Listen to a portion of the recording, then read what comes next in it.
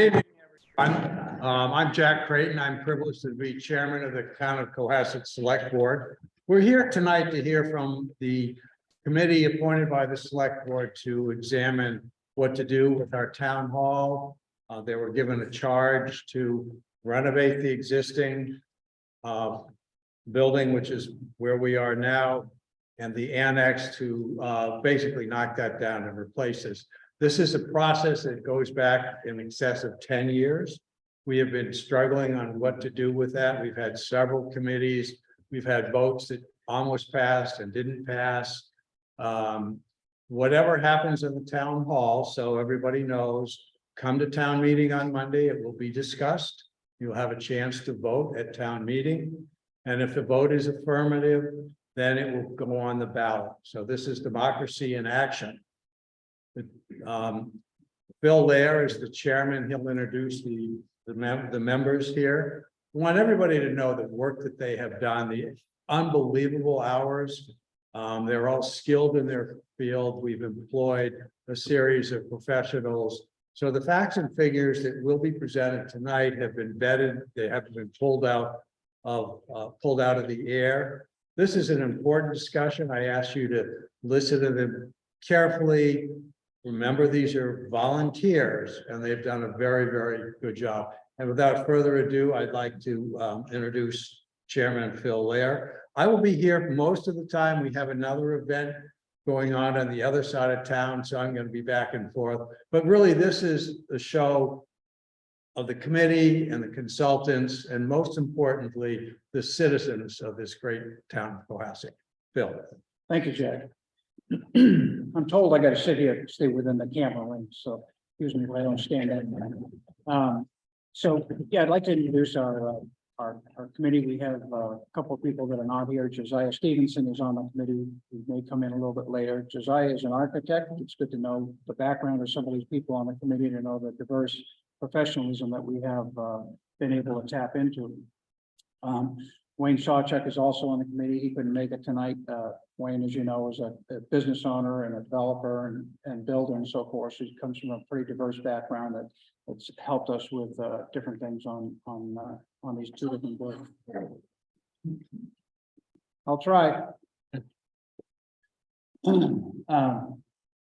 We have Mark Cameron down on the far end here. Mark is in the construction business, and Mark has been very valuable with his knowledge to be able to help us with both the new build and the old building, knows the codes and so forth, and that's been extremely helpful.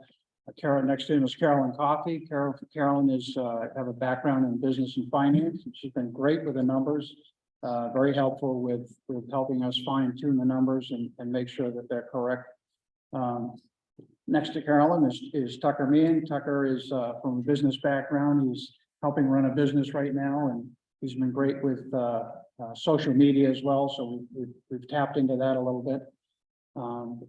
And then on the end here is Garrett Lubitz, and Garrett is a lawyer. He's very talented, articulate, and he's a good speaker. He's been brought a lot to the table as well. I do want to mention that we lost a member last year. Sam Wakeman was a very helpful member of this. He was a business owner, as we know, and he was on capital committee, capital budget committee for a number of years as well. So we do miss him. I'm Phil Lair. This is the third building on the historic common that I've worked on. It goes back to me being on the building committee. We had 2,000 square feet to the church next door. And then across the street at the community center, I was on the board over there. And I was, the project I was in command of was the addition on the right-hand side with the fountain to the back of you, which was the 30 by 30 addition for the elderly. So that was the senior center before Wilcott was built. That was an entire sprinkler system and remodeling of the kitchen as well as a function room for the senior citizens. And then I'm back over here at the church. For the past 7 years, I've been chairman of the trustees, where we've done a number of projects over there too. So I really enjoy working on historic buildings. And I don't necessarily like talking about myself. And then over on the end here, is Phil O'Brien. Phil is from Johnson Roberts. That is the architect. He's here, to answer any questions you might have on the design. And then next to him is Steve Kirby. Steve is from our, project management group, Vertex, and they are the overseers. Our project management is something that we're required to do in a municipal building, to hire, and they oversee the project and make sure that it is proper by code. And they can, they can answer any questions on that. It's a pretty significant role. We look to them for guidance to make sure that we're doing everything right. And the whole point of having those now, the requirement of that is so that we don't run into some of the issues that we run into with the addition now, where a lot of the we've had water infiltration, insulation problems, and wiring issues that relate to the original building of it, that it wasn't built properly. So in this day and age, we have guidance now that keeps us, makes sure that we are in the code from the get-go, and it's all included in the design. That's a very important piece of all of this. So anyway, they're both here to answer any questions that we have. Would you like to go ahead? I'm happy to go ahead. Carolyn's going to take us through a PowerPoint. So I'm Carolyn Coffey. This is my second time around on the Town Hall Building Committee of the 4 that we have had studying this problem since 2007. There was one that looked just at Old Town Hall in 2007. Then the financial crisis hit, and so that didn't go anywhere. In 2014, another committee was commissioned, and they looked at both buildings, determined that actually the annex was in worse shape than this building, came up with a plan, but then the needs of the town changed when the senior center became available and the recreation department moved over behind the library. So those plans were tabled, and another building committee was put together in 2016. They brought a plan to town meeting in 2018. That plan passed with about 75% of the vote. But as Jack mentioned, it then did not pass at the ballot. The financing for it did not pass at the ballot by about 30 votes. As a result, the town hired a number of engineers to come in and do an in-depth study of the building as is, so that we could see exactly what would be involved in a full-scale renovation, so we could compare that to a new plan. Upon looking at that, the selectmen then commissioned the town, this committee, to do, as Jack said, a renovation of this building and a rebuild there. Some of the critical needs of the town, of the building that were identified, not least of which was the fact that our town government has outgrown the space. There's not enough office space. There's not enough meeting space. All of the systems in the building, the HVAC, the electrical, and the plumbing need to be upgraded over there and replaced over here. We still have knob and tube wiring in this building. There's no fire suppression system in this building. You can see all of the technological upgrades that have happened since 1928, when this building was last renovated, are just running along pipes. That we have permanent extension cords on the floor so that we can have adequate lighting in here, which is not exactly scenic for a beautiful historic building like this. So upgrading all of the systems. The building needs a new roof. This building is not fully accessible. There's rot and water damage, as was mentioned, because when the annex was built, there wasn't appropriate flashing put in over the windows. So for decades now, water has been leaking in. The bathrooms are vintage in both buildings. We have the 1980s version there and the 1920s version in here. All needs to be fixed. There's a chimney on the side of the building, which is separated from the building and has a crack in it. There's asbestos that needs to be, do I need to go on? There's a lot of problems in the building. So the 2018 committee was charged with studying all the options for what we could do with a town hall. And we looked at every available parcel of land that the town owned and analyzed it for the possibility of putting a brand new town hall building on it. We also looked at this piece of property, thinking that perhaps we could renovate this building, build a new building next door. We seriously considered building a new building right behind the library in the field back there. Every site that we looked at that was owned by the town was either wetlands, didn't have enough space to accommodate the square footage that was needed for the offices and the parking that would be required. Or it was there was one place we looked, there was going to be a greenfield site where we would have to bring in all the utilities, create all the roads and everything, and it was deemed to be too expensive and would have been difficult to access.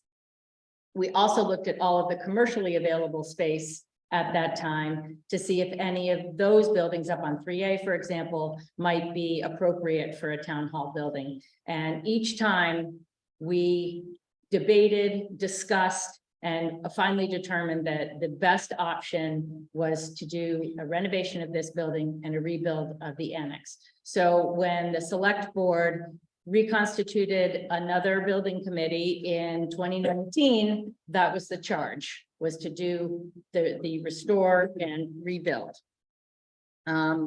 So when we first got started, we looked again at what the programmatic needs of the town were, whose offices were in this building, whose offices should be in this building, how much space they needed, which offices were most visited by the public and therefore should be most accessible, and evaluated all of those things and made sure that we were going to meet the needs of the town and provide what the select board asked for, which was a safe, flexible, functional, and accessible building that could last for decades to come.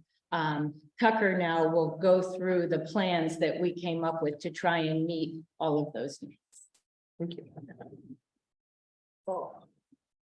Well, thank you all so much for coming out.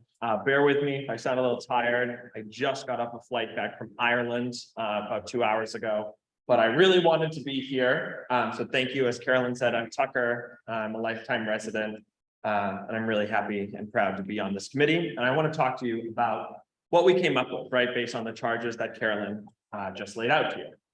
So when we approached this project, right, we were saying like there's kind of three main areas we needed to talk about. We need to talk about the exterior, right? We need to talk about the interior of the building we're in right now. And we need to talk about the interior of the annex we're proposing. So I'm first going to talk to you about the exterior, and we'll walk through this. So this is our building that we're proposing right here. We spent a lot of time designing it. We spent a lot of time working with our architect, making sure that it looked right. And what we meant by that is we wanted it to look fitting on the common, right? We have an invaluable resource here in our common that we use all the time. We love, it's probably one of the community's greatest assets. And we thought if we're going to redo the building, it should at least be fitting.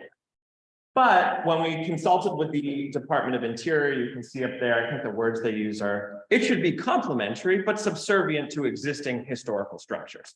So that was kind of the approach we took, right? Make it fitting, but make it less grand, bring it down from what we have here, because we want to really showcase this gorgeous historic relic that we have on the common. So that's the design of what we have, right? What it's going to look like from what we're proposing. Can you go to the next slide? And here it is just from the siding.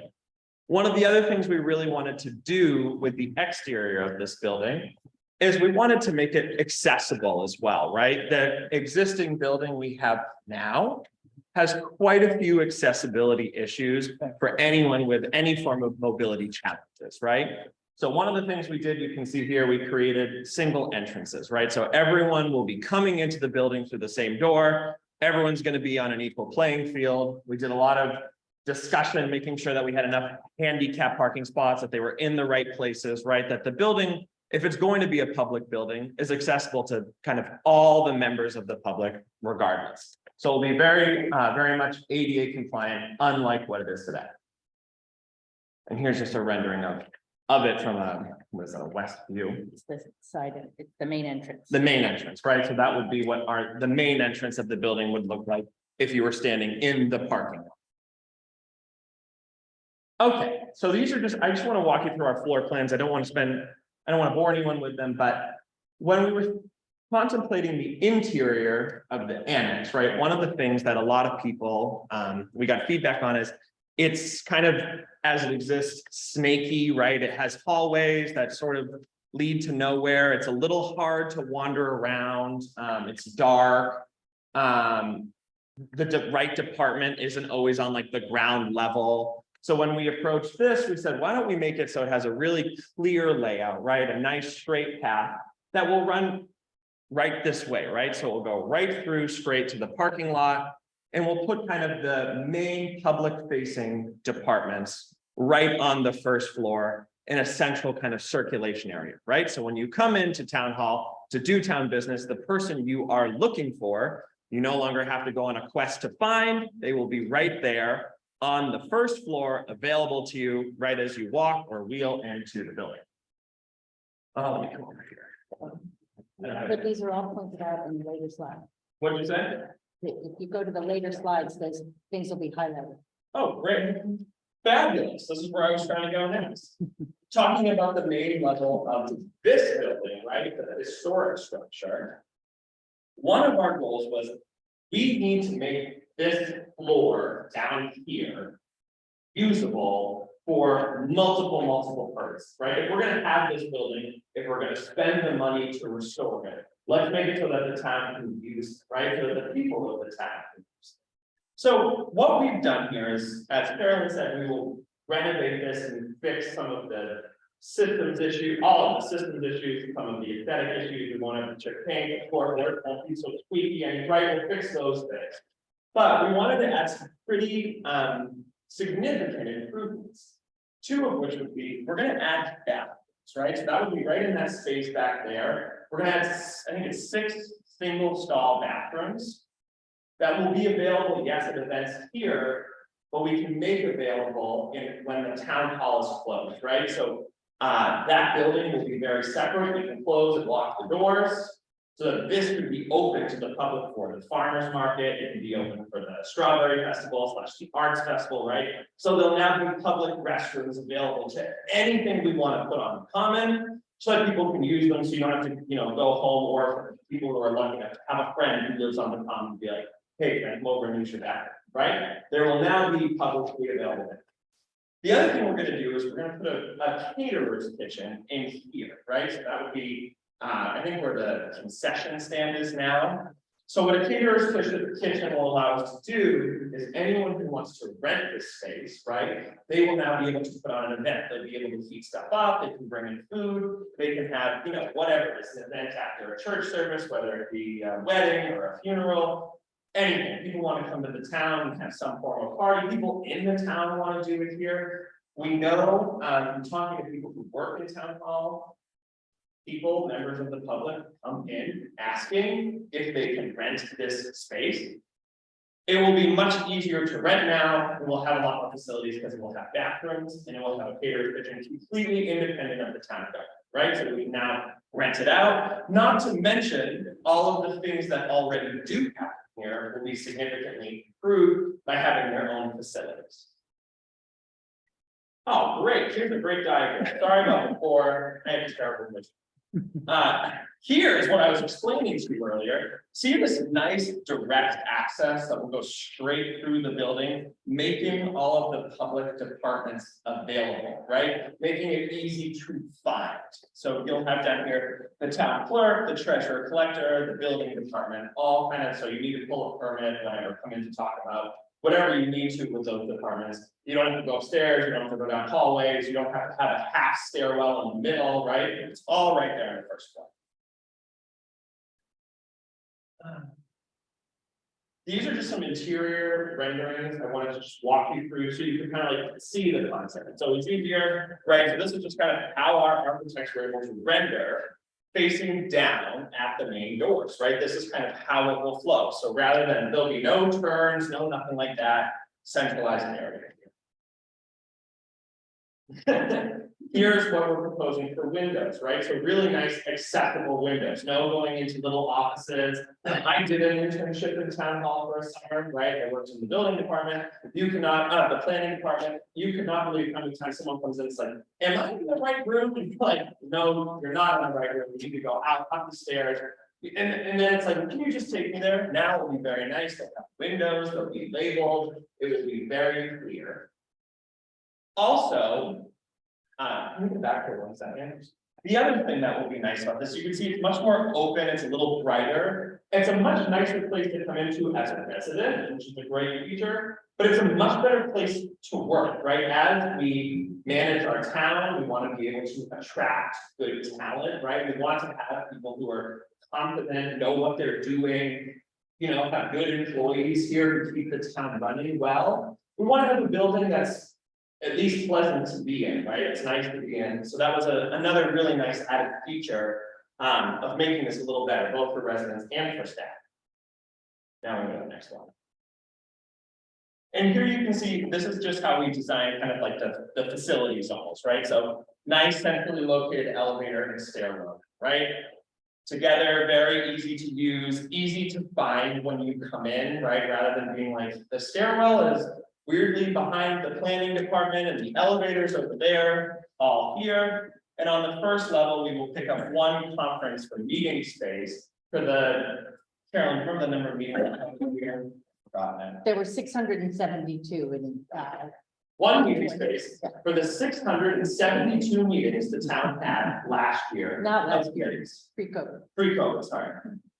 Pre-COVID, right? So as we return to having meetings in person like we are tonight, we will need to have some meeting spaces for them to meet in. This will be one of our meeting spaces. Here's a very nice rendering of our stairwell, how it will look. Just giving you an idea of kind of what the feel of the building will be like. And then the next one. The other thing that we did about this building, and I know this is a major concern, is we want this building to be around for a while, right? We don't want to build this and then rebuild it in 20 years. So one of the major accomplishments we have here is we made it so that none of the rooms are really fixed, right? If 25 years from now we say we need a really different layout of the town government, it's not right anymore. Not that we foresee that happening, but if it does happen, we've made it so there are not many fixed structures besides the walls, right? So right now, almost every wall is load bearing in the existing addition. So it's really hard to change anything, right? You're kind of stuck with the floor plan you have.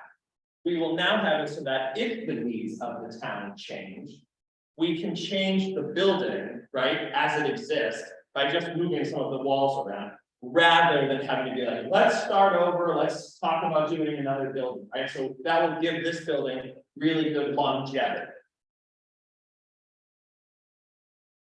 And here's just showing you the second floor, right? So above us here, right, there'll be a lot of the non-public facing people, IT, HR, accounting, things like that for the town hall businesses. They'll be in the second floor here, so we are going to be continuing to use the offices up here. So we have all those filled, right? So the only thing that will be really public space will be down here. In that way, we'll have 2 meeting rooms upstairs, right? So we'll have a small one, we'll have a medium-sized one, and then kind of over at Wilcott, we have our large, right? So that will kind of give the town, and here, and where we are, we'll have another large one. That will give the town the ability to have multiple meetings going at the same time, and a room that's fitting for small meetings, medium ones, and large ones, right? So that will be that, and then just upstairs in the annex, that's where we got some of the other departments, town manager, engineering, stuff like that. This is our floor plans for the basement. We're going to be using that as well as we can to have, you know, all our mechanical storage, stuff like that. We're going to be adding an archivist's office. That was something our town archivist brought up, is that there's not really a place for her, or becomes a him or him or her to sit or to do the important work they do. So we will have an archivist's office down there. We will have some storage for some of the stuff that we have. And there will be still dressing rooms and such available for the Dramatic Society to you so we can continue to keep our beloved stage going, right? It's been going for 100 years. Let's get it going for another 100. And there'll be a good amount of flex space down there, along with Safe Harbor's going to be down there as well. One of the organizations that we have in this building. I think that's the end of it. Run, Tucker, run. Right. Wow. Thanks, Tucker. Thank you, Tucker. I'm Garrett Lubitz, member of the committee. And I have the good fortune of talking about the cost. Now you've seen what we get, we can talk about what it's going to cost. And to be honest, that's one of the questions that keeps coming up, and with the greatest frequency. Everybody looks at the design, they're happy with the design for the most part, maybe we'll have some comments, tweaks. But the big question is, how much is it going to cost? And there it is, that's the number. Now this is a guaranteed maximum price. So when I say that's what it's going to cost, that's the most that it would cost. There are opportunities for savings in there. You'll see that there are contingencies that are built in. So to the extent that the contingencies are not eaten into, that money comes back to the town. There also are opportunities for additional savings based off of bids that have been received to date. There are opportunities for us to rebid some of those items. So there are possibilities for savings off of that, but as of today, that is the number that we view as the guaranteed maximum price. So a not to exceed number for this project. You'll see the construction costs are about $21.6 million. There's a contingency of about $1 million for the construction, and then soft costs, $900,000, owner's project manager, $830,000, design fees of approximately $1 million, and then soft cost contingencies of about $400,000. So that's the cost.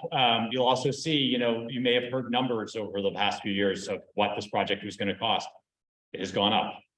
Every time we received an email with estimates, I wanted to close my eyes and not look at the numbers because I knew it was going up. And what you'll see on the right is what's happened to this market.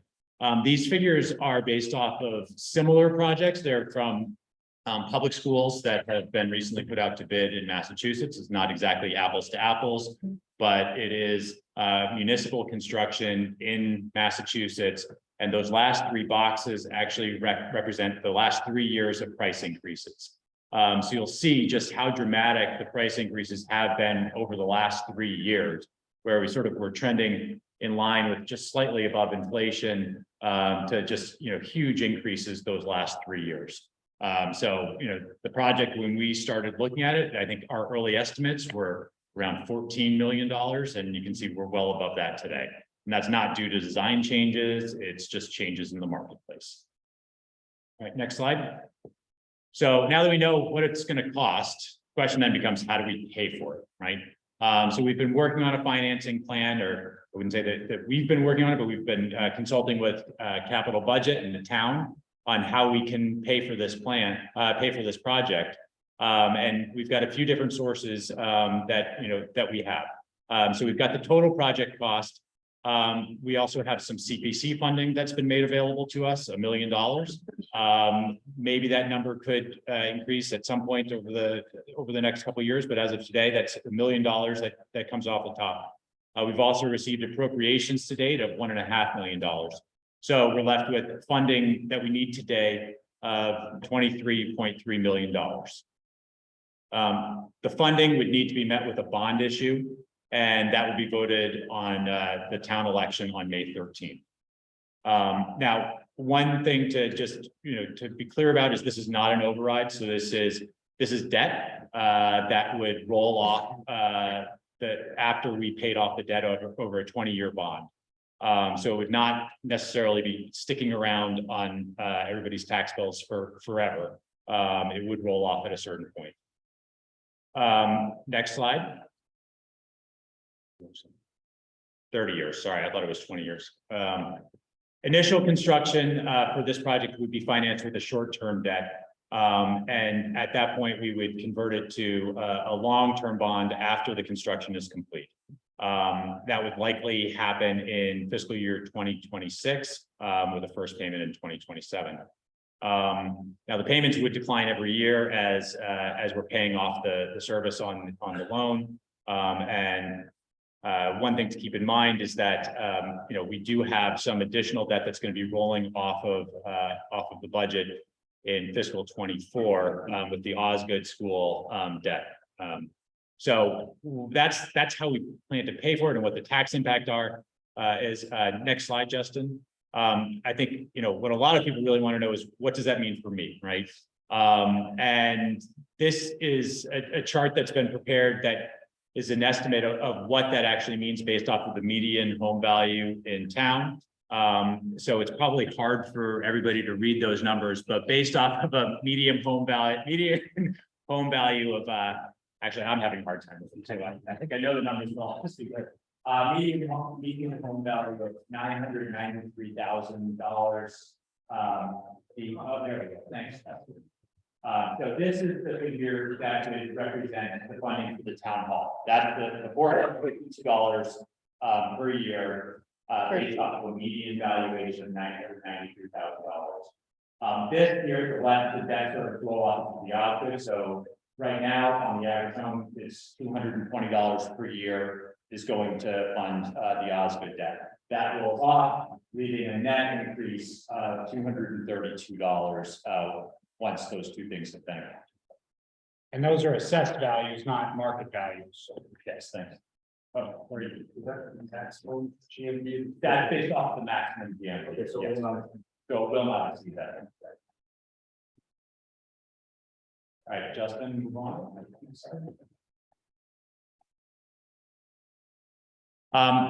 So notwithstanding where we are today and the fees that we're looking at, it is the recommendation of this committee to proceed with the project.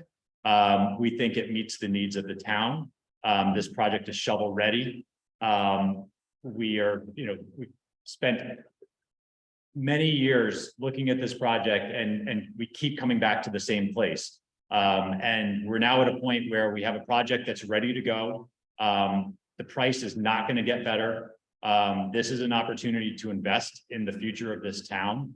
Comes down to evaluation and what do we value about this town? Do we value this building? Do we value having a town hall in this spot? And if the answer to those questions are yes, then there's no choice but to invest in this building and to make the decision to go forward. So Justin, I think there's just a continuation that we don't have a backup plan at this point. So if we don't go forward with this project, there's nothing that sort of is waiting in the wings to take us to the next step. We'd be faced with a situation where another committee would have to be formed. We'd be back in the study phase and we'd be back facing the same decision 3 years from now. So again, it is the recommendation of the committee to proceed with this project. And we hope we have your support at town meeting and at the election. The full renovation cost. Just to renovate the building. would be Oh, $21. yes, and the full renovation costs, they're just for a renovation of this building based off of estimates. So a renovation of the annex and this building, we estimate to be about $21 million. And so the delta between, being stuck with a building that is not sufficient for our needs, and you get so much more based off of a rebuild of the annex and a renovation of this building. That's our recommendation to move forward with the project. Got it? That's it. All right, and I think there's one more slide, wasn't there? Oh, there you go, May 1st. Steve or Phil, do you have anything you want to add to that? Oh, you guys did a great job. No, thank you. So at this point, we really want to open up to any questions. Justin, I don't know if there's anything online. I don't have anybody who can handle like that. No. Okay, thank you. Carol? On your plan, I must have missed it, because how are you getting into this building from out there? Sure. You can show that slide again.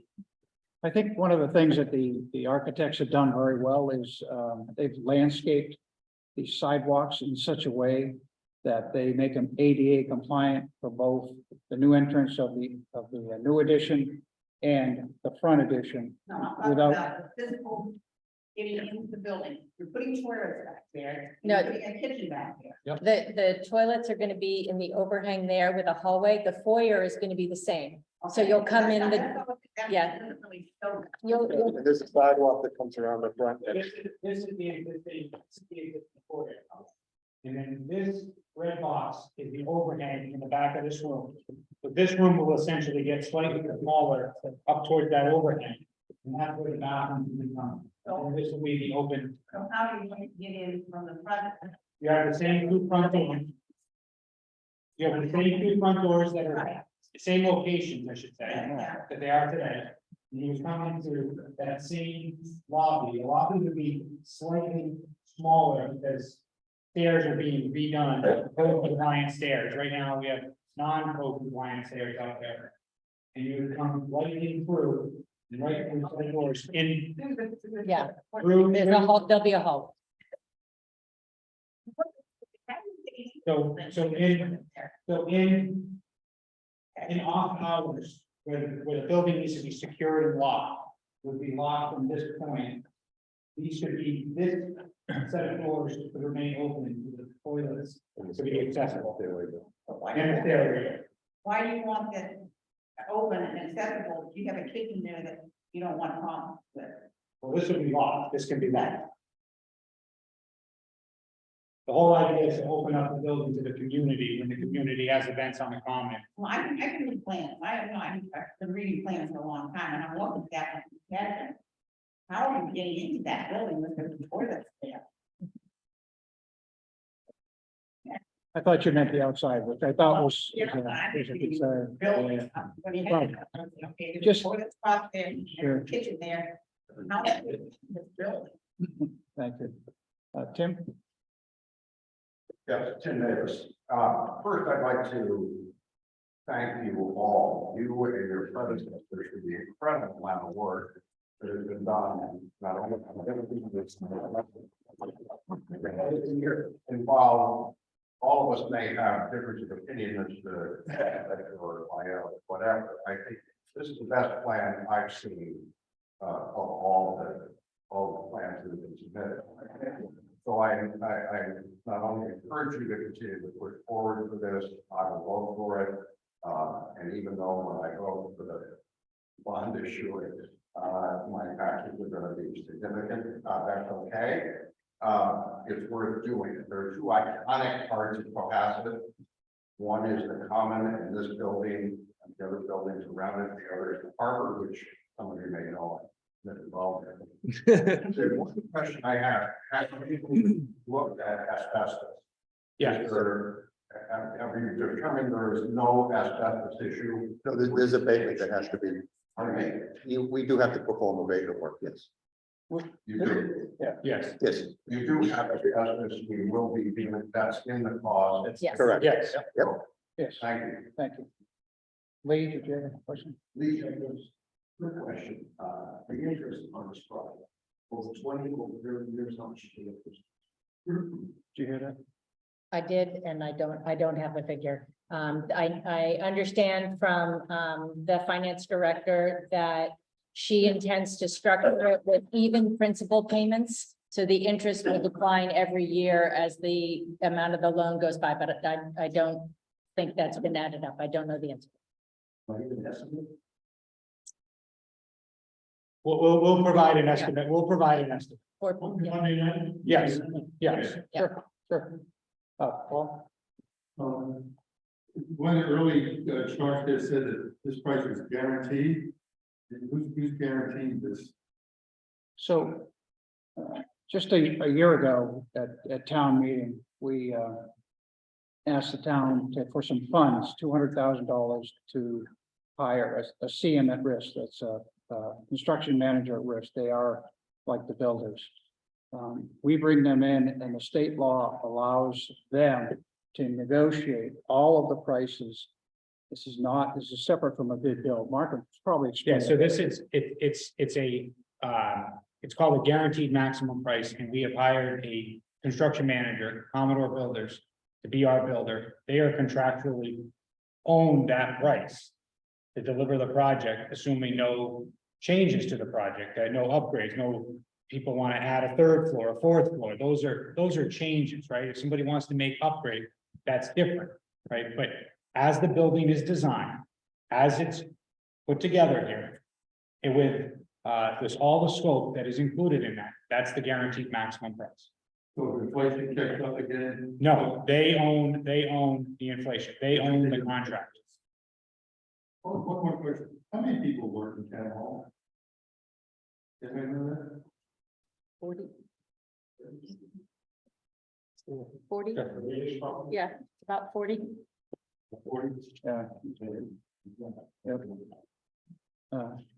So just following up on the term use, so that you said they own, so Like by themselves, a public meeting. When I looked at the budget, I really didn't understand the term owners, cost, I mean, it was, when you said they own it, is that what you meant? That- So it's a contract. It's like any, like you said, you engage in a contract with somebody. So when we sign the GMP, guaranteed maximum price with Commodore Builders, they would contractually own obligation to us for that guaranteed maximum price. That's that line. Which I just want to make sure. The owner's project manager. So- That's Vertex. So owner's project manager is Vertex, which is our hired owner's project manager. So state law for municipal projects over 1.5 million. 1.5 million require us to hire an owner's project manager. Whether we want to or not, we have to do that by state law. We look out for the interests of the owner, because in any municipality, people are on the committee, and people that are in town hall, they all have their own job. Our job is to watch the design, during design, and then the construction during the contractor during construction.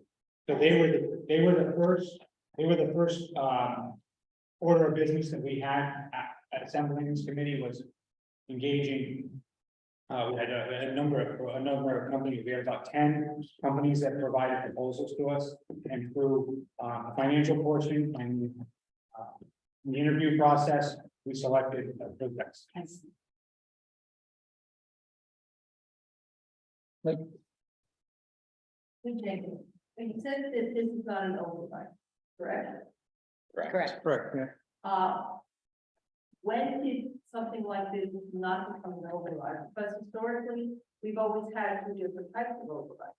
There's been an operational budget override, which is something that Haven just has, which goes into your taxes forever. And then there's the debt exclusion override, which is like for the schools that we've had, which was going away as soon as the project was finished. So now we have completely eliminated the debt exclusion override, and we just say this money's coming out of the air. Because I know, like, when you do something like the $30 million that was passed for the water projects, that's an enterprise fund. So that can't be considered an override, because an enterprise fund, the enterprise fund has to do everything through its cost and its customers paying for it. But with debt exclusion override, that's always been enough, something that's over 2.5 that people have to go to as an override. You're absolutely right in the sense that it is outside of the operating budget and outside of Prop 2.5. I just think it's the nomenclature thing, where override is associated with the operating budget and therefore can increase 2.5% ad infinitum. Where a debt exclusion is just a debt exclusion, it just doesn't have the word override after it. That's my understanding. It's a debt exclusion and it's just debt. So it's just a nomenclature thing, but you described it exactly right. No, but I mean, it's always been considered an override because you're voting for something on top of your taxes. That's I've true, never you are, considered but it it's- an override. No, That's, but yeah. it's not an override because it doesn't increase with the operating budget. Well, no, because it's a debt exclusion, but it still increases your tax by 2.5%. Yeah, I just mean it doesn't increase annually. Thank you. Yes, I'm Kevin Ryan, 7 Howe Road. Not being too familiar with this, I just had a question because you ran through some of the features of it in your postcard handout. Can you speak to the design of the roof? Is there any provision within the design for photovoltaic or solar energy production from this roof that you can put in part of the renovation in order to rebuild? So we looked at that during the process and the layout of the roof, the configuration, the direction and the size of the roof.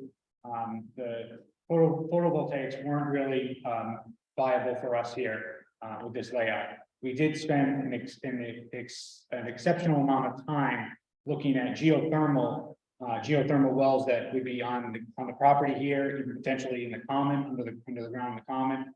We went through that for several months, looking through geothermal, and there was not a long-term cost benefit for the town. There was a significant upfront cost that the project was going to incur, and there wasn't even a neutral payout until around almost 30 years, which it became a moot point at that point because much of the system was going to need to be replaced at 30 years.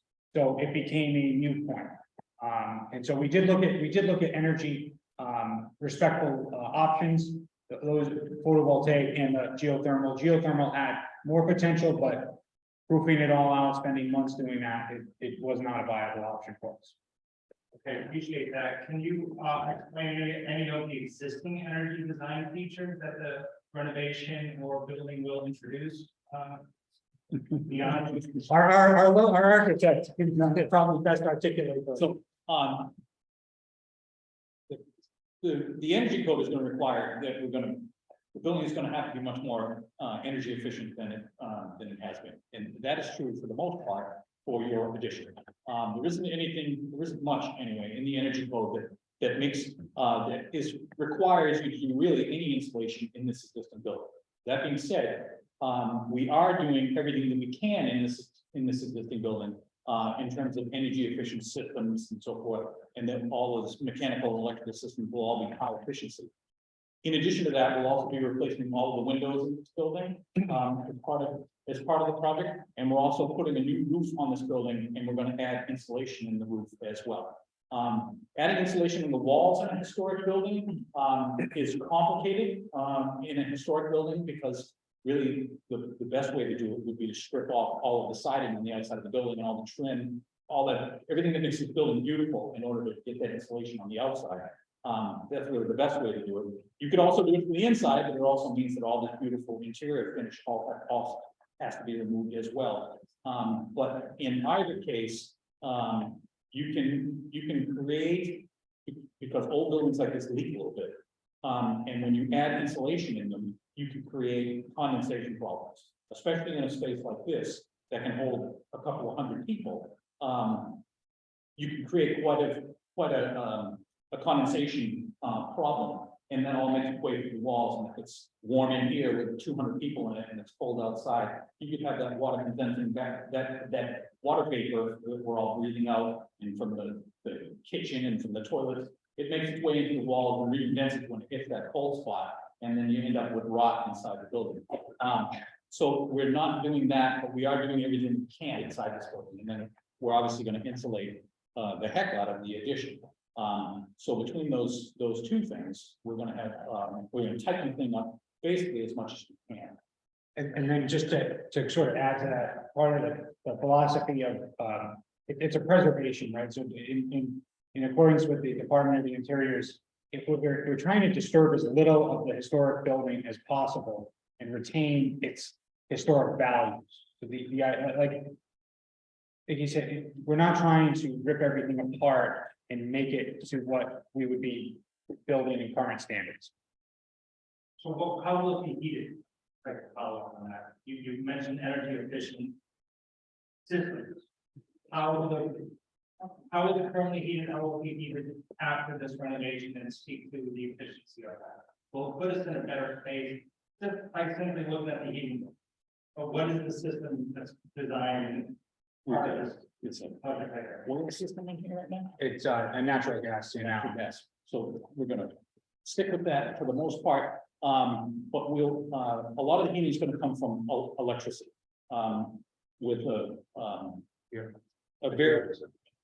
variable frequency flow. It's basically, it's like the grown-up version of the commercial version of a split system. You probably hear about heat pumps all the time and about how there's energy rebates and so forth for you to change over to heat pumps in your house. We're basically using a commercial version of the heat pump system in this building.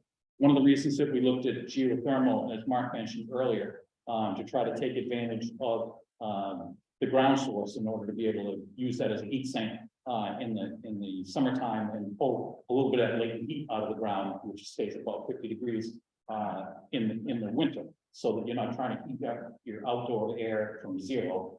We're basically taking advantage of 50, and we only have to get between 50 and 70. That's not an option. Air source heat pumps source and natural gas.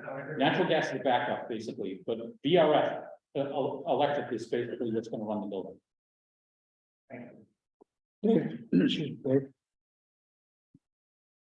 David Ron, 39 Beechwood Street.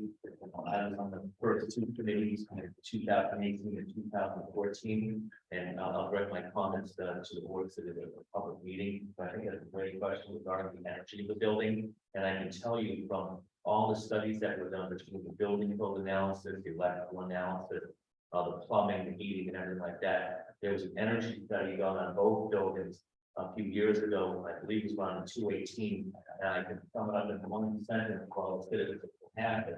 It said that the old part of town hall is heating for past pump.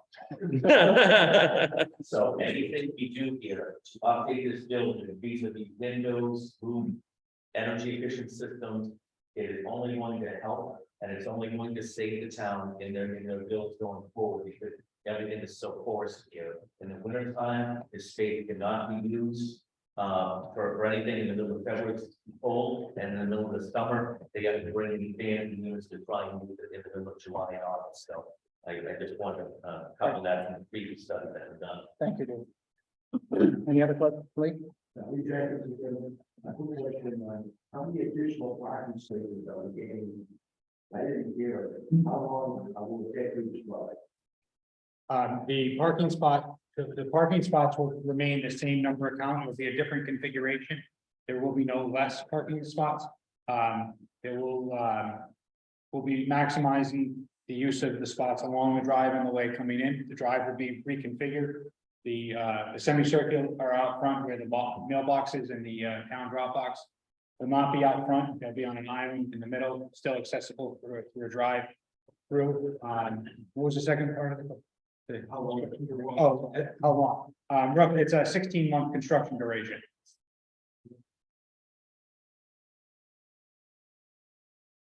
Lee? Talking about parking now, you're having the same number of parking, but you're increasing the staff. So where are the people going to park who are going to want to use this building? Because this is the major problem with that the parking space. We're putting in a lot of commercial property downtown, and apartments. And there's absolutely no parking. So how can we have events here with no parking when we also are in competition with 3 churches who have events at the same time? Well, I mean, we can put a parking deck out on the common if we want, but it's up to us to manage these resources, right? It's a timing of events, right? So it's the church utilizes the town parking lot on Sundays when the town hall is not in business, right? The churches are operational mostly at hours when the town hall is not conducting business. So the town has made steps to maximize parking in the area by the one-way roads here around the common, creating the parking lane on one side of the road. But we have to respect the wetlands and the preserve out back, so we can't essentially just create more parking out back. No, but you're putting in more space for meetings. So meetings will not typically be during the day when the churches are having events. No, they'd be at night like this when there's, That's when right. the town, so the town hall is not, the staff isn't here, the staff is gone, right? So we've got meeting space here, there's parking out there now to support all of us here that are in this room and meetings that could be conducted. Well, I mean, we can have this argument, but I mean, I know, but I'm just saying, this is one problem that it seems no one seems to want to address and have. This has been an issue for as long as I can know. And, you know, you can have a typical, there was a dinner at the church next door a couple of years ago. So the church next door is having a dinner, you're having 2 meetings in here, the church across the street is having another function. What do people do? Hire a bus and park in the, news service? It's a separate. gentlemen sitting down, thank you. Thank you for January 12 days later.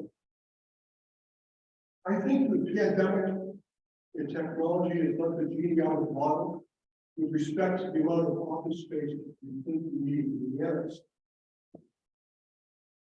Remote work, we've seen it for the last couple of years. That trains up the station. Our home employees are increasingly going to work remotely. And very few young people, far more technologically able than themselves, are ever going to go to town hall to do anything. They can do everything online. And if they can't, 10 years from now, they're sure going to be able to do it. So I think the premise, the square footage, and the annex of home employees, not necessary. I can 10 years from now, you probably see 90% of the town hall employees working very strenuously. That's what we, I mean, transit station. It's not, you're gonna put that genie back at the bottom. It's moving down the track. And what I'm afraid of, because the figures based upon the pre-COVID consumption, no longer down. Thank you. Anybody want to touch on that?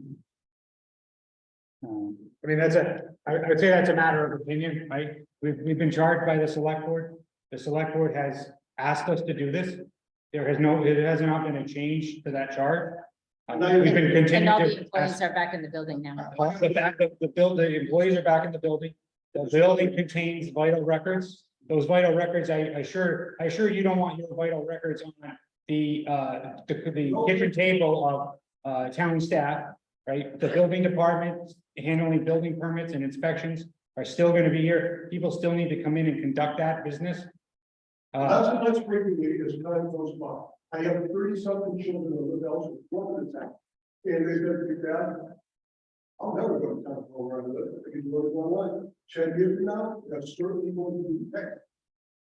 Now, I understand the point about the select person, we call, okay, the world is different, in a lot of different ways. One of the ways is that remote work has become more popular, and that's not going away.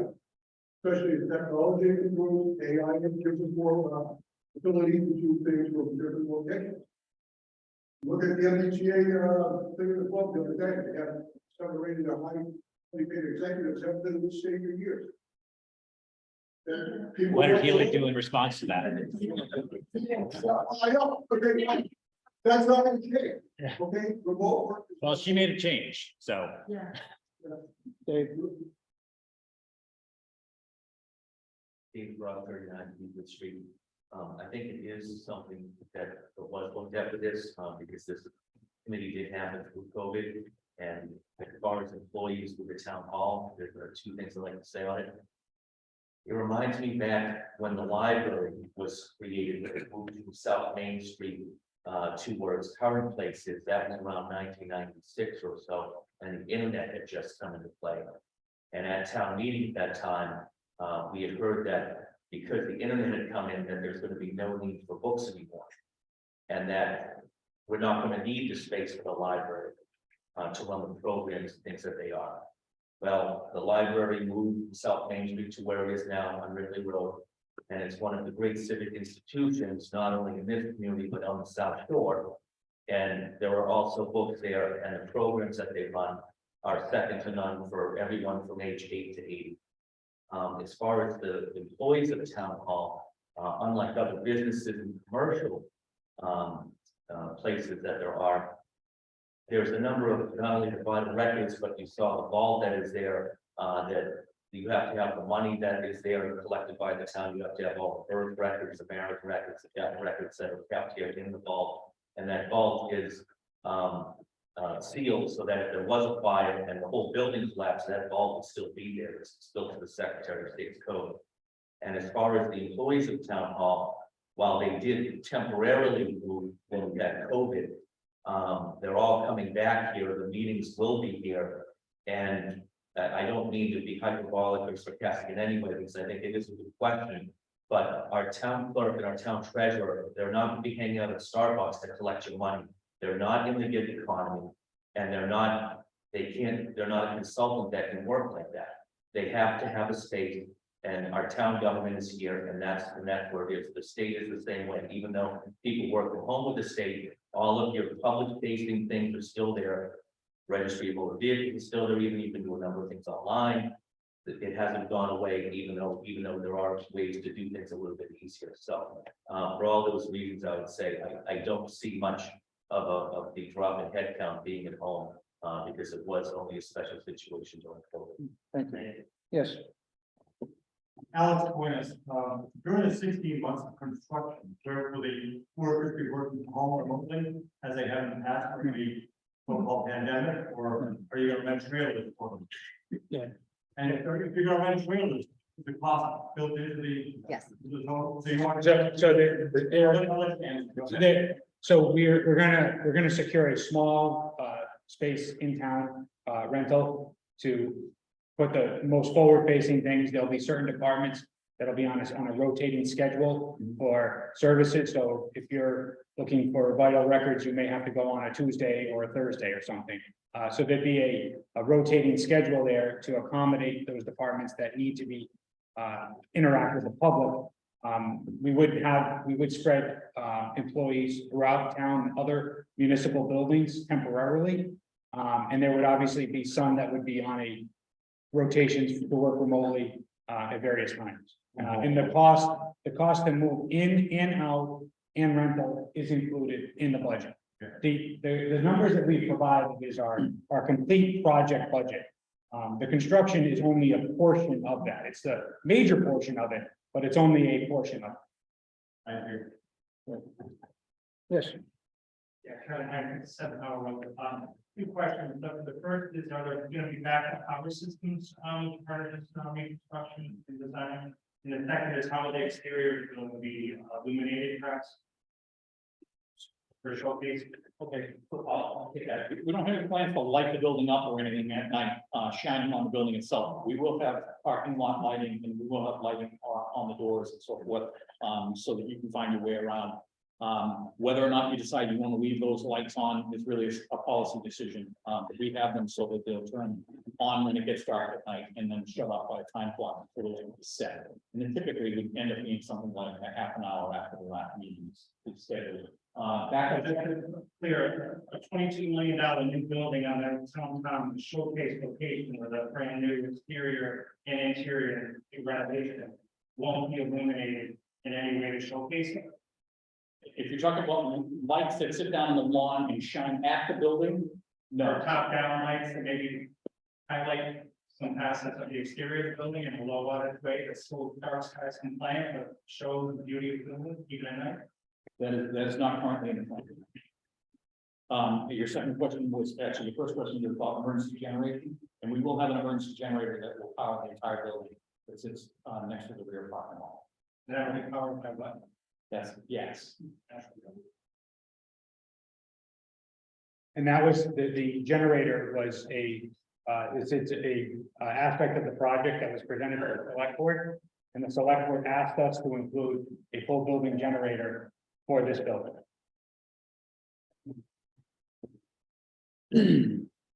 Want to do some tours?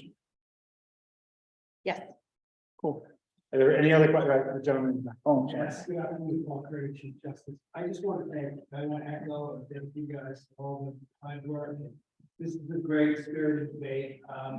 I do see this as progress. I mean, $20 million progress. I'd love to see Cohasset actually do something new. And this is great. I do want to, however, to inform everybody as far as the schools go, there's 45, we're talking about 45 employees here that should have a good place to be. I agree that it's gonna bring in some good help, that people want to have a good environment to work. But I just also want to remind that 800 to 1,000 kids are in our school system, and our school systems are not up to par at all. So I would like to see our schools be done. I think we're kind of going backwards in the sense where we're looking at 45 people at the town hall. And we need schools and we need public safety. So those are the things I'm considering. I do appreciate all your hard work. I'm gonna actually vote for this to come along because I think it is progress. But I also feel that we have a state enthusiasm when it comes to building a new high school. That's what we desperate need of help. The heating and air conditioning doesn't work, the building's outdated, so with all this, I'm hoping that we can get this, but I'm also hoping that we can really look at our public safety field coming along. So thank you guys for. Thank you. And just to sort of echo those comments there, right, it's a trend that Cohasset has not put money into their capital investment, their buildings, right? So this project is ready to go. This is a project that's been talked about for a number of years. The sooner we get this going and the sooner we get this off the dime and we stop having to be burdened with this. If we kick this can down the road again, this is going to collide again because the problems aren't going to go away. They're not going to magically disappear. And they're going to collide with the schools again. They're going to collide with the public safety again, right? The reality is those projects are years away from having a shovel in the ground. There isn't even a committee in town that's been assembled to look at the public safety yet, right? The schools are in the early infancy. They're still trying to get into the MSBA. So there's still a process there. We've been at this for almost 4 years, right? So this group, not to mention the previous iterations of this. So it takes time. These municipal projects, I build buildings every day, and this is a slow moving aircraft carrier. It doesn't turn fast. It doesn't respond to an easy change in direction, right? Because you have to go through town meetings, you have to go through a ballot election. We only get these bites at the apple once, maybe twice if we're lucky during the course of a calendar year. So it's really inefficient in a sense, the process, but nonetheless, it's the process that all municipal buildings are going to be up against. So the sooner we get going on this, the sooner it will be behind us. No, I would just like to echo the gratitude that everyone is expressing, and I think it's important to conceive of this as not a building for 45 employees. I mean, how many communities do we have in this town? How many volunteers do we have in this town? When we volunteer for communities, we're in and out of this building all the time, as you have been, because we need the records, we need to meet with people who are responsible for making decisions or providing technical expertise. So this, when I think of this town hall and what happens here, it's the center of the community. I mean, count the number of people that are volunteering here. They're in and out of this facility all the time.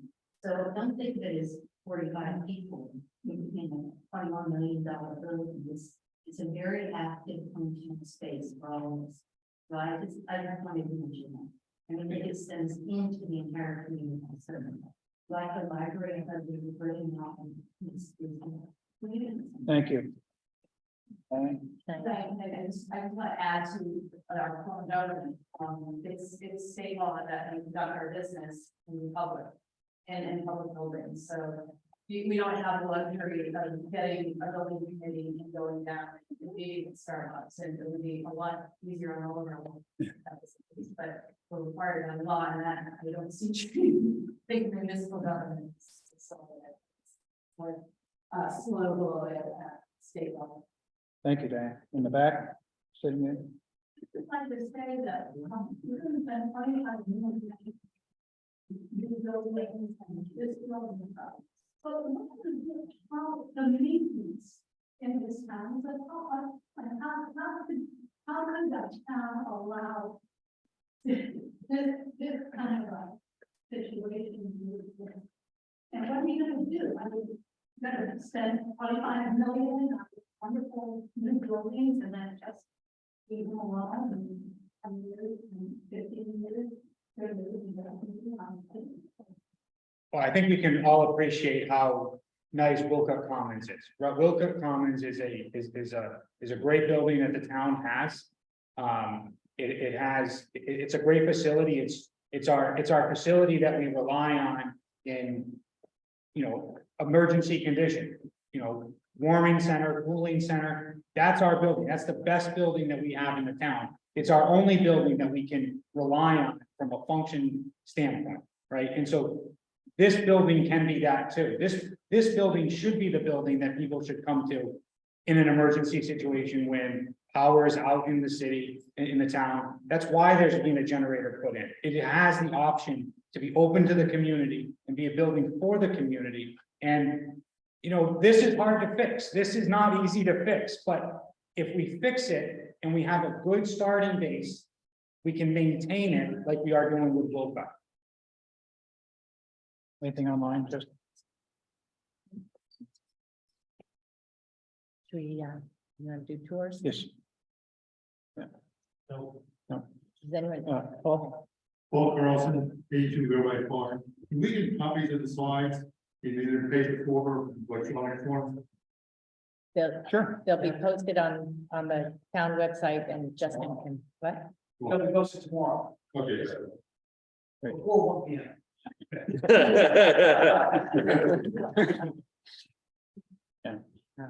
So we, if anybody's interested, we'd like to offer some tours, break in a couple of groups if you'd like to, and just walk you through some of the problem areas that we see and talk about some of the upgrades.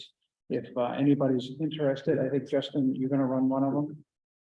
I'm actually gonna run the virtual part for our folks. Okay, all right. But David. David gonna do one, And if more people are interested, Tucker. Tucker do one. Okay.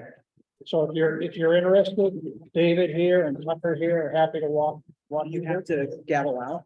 You have to, since the meeting was posted, and say you're not coming back after this. We are done.